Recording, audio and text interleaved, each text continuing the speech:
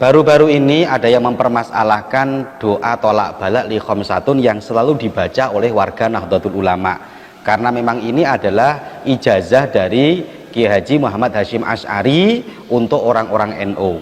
Bahkan saya di Lirboyo sendiri juga sering membaca doa ini, di pondok pesantren ini juga sering membaca doa ini. Tiba-tiba ada orang yang mengatakan doa ini musyrik, doa ini syirik.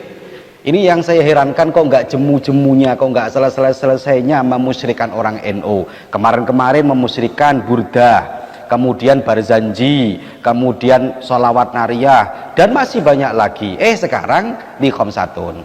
Baik, akan saya jawab ini secara singkat. Jadi ini biar tidak menjadi kebingungan di tengah masyarakat, terutama warga Nahdlatul Ulama. Semoga ini ada manfaatnya. Jadi doa ini yang jadi masalah kan karena doa tawasul, di dalamnya ada tawasulnya. Bagaimana pendapat para ulama tentang tawasul ini?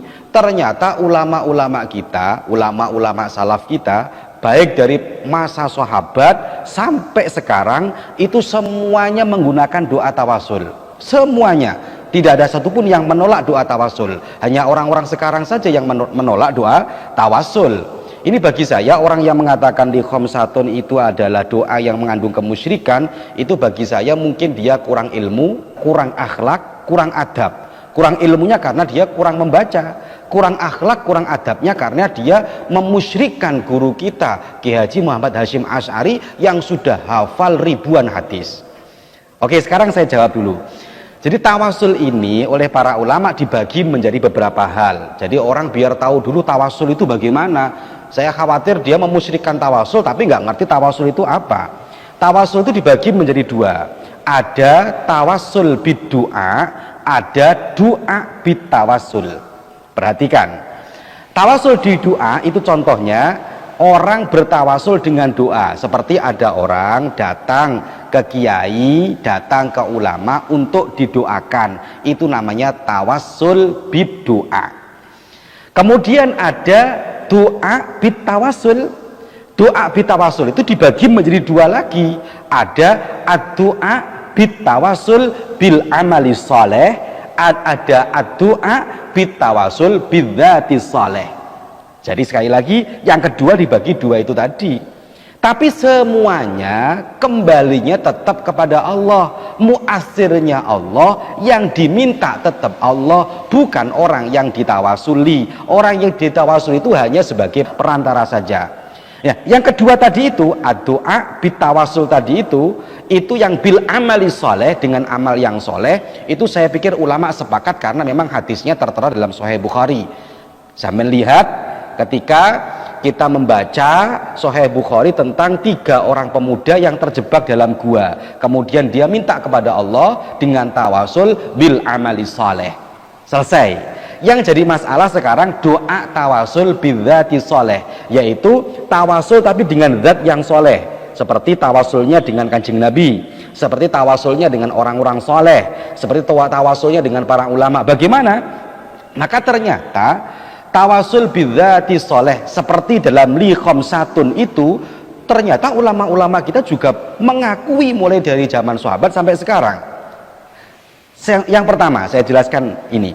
Yang pertama adalah ketika Kanjeng Nabi mengajari kepada salah satu sahabat yang sakit mata, kemudian dia cacat sakit mata, kemudian sama Kanjeng Nabi dulu suruh sabar. Kalau kamu sabar, kamu pahalanya banyak. Tapi kalau kamu pengen sembuh, maka ambil wudhu, saya ajari doa. Doanya mengandung tawasul bidzati sholeh. Doanya apa? Allahumma inni as'aluka wa atawajjahu ilaika binabiyika, dengan lantaran nabimu, binabiyika Muhammad sallallahu alaihi wasallam nabiyur rahmah, ya Muhammad inni tawajjahtu bika ila rabbi fi hajati hadhihi lituqdali Allahumma fasyafi'hu fiha.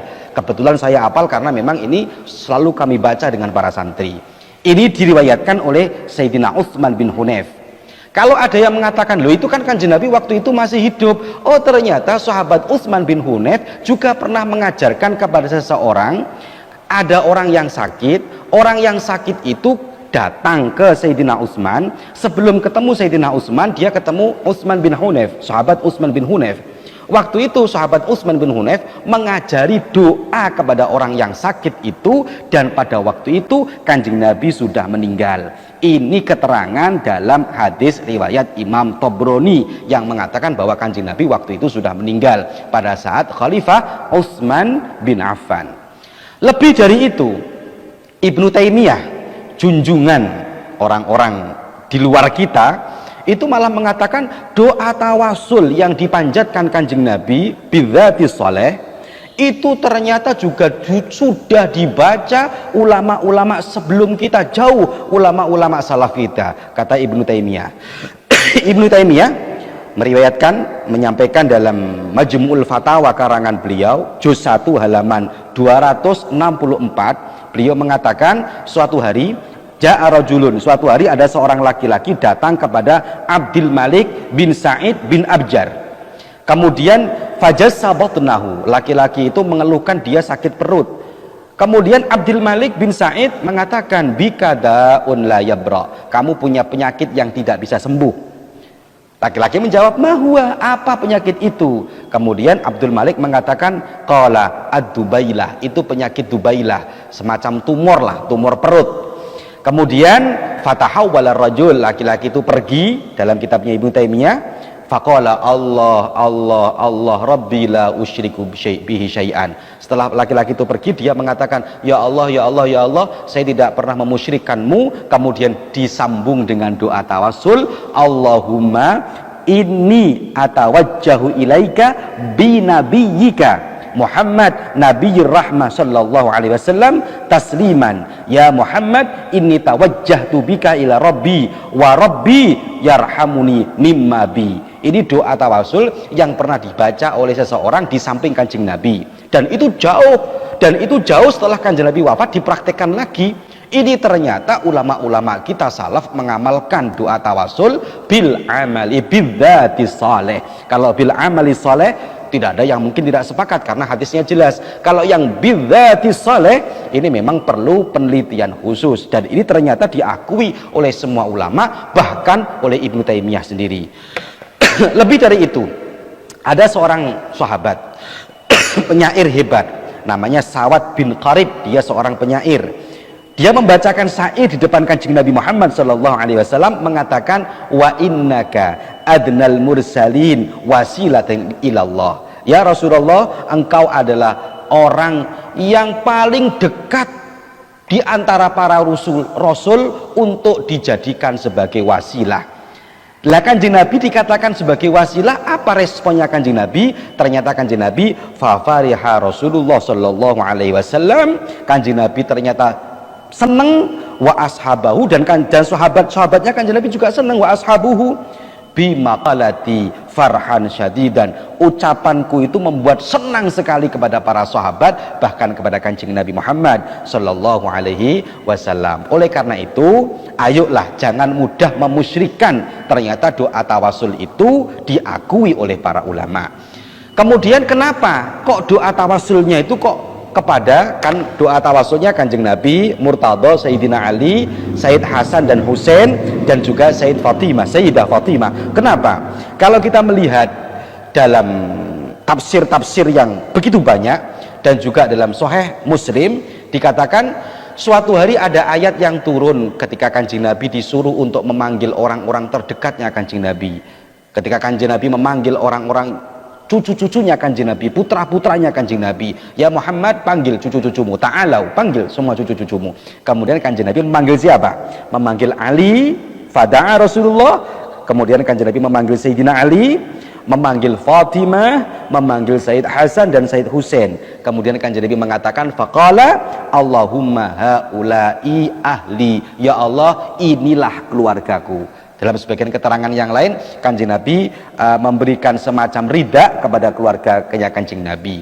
Lah ini yang dijadikan pijakan oleh para ulama, kenapa tawasul pakai Fatimah, pakai Sayyidina Ali, pakai Sayyidah Fatimah, pakai Sayyidina Ali, pakai Sayyid Hasan, pakai Sayyid Husain. Kenapa itu? Ya karena itulah orang-orang yang dicintai Kanjeng Nabi. Orang-orang yang dicintai Kanjeng Nabi pastilah orang-orang yang dicintai oleh Allah Subhanahu wa taala, dan orang-orang yang dicintai oleh Allah Subhanahu wa taala berhak bisa dijadikan tawasul oleh kita. Sekali lagi, tawasul ini bukan untuk meminta kepada orang yang ditawasuli, bukan, tetapi sekali lagi doa tawasul ini adalah doa kita mintanya kepada Allah.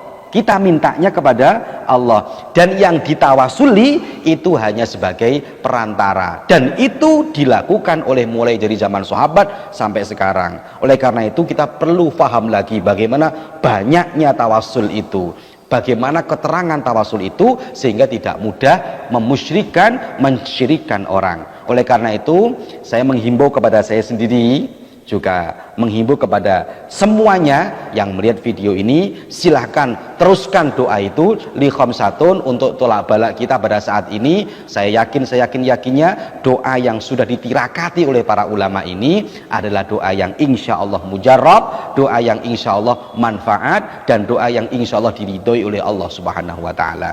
Terima kasih, itu saja penjelasan singkat dari saya, semoga manfaat. Wassalamualaikum warahmatullahi wabarakatuh.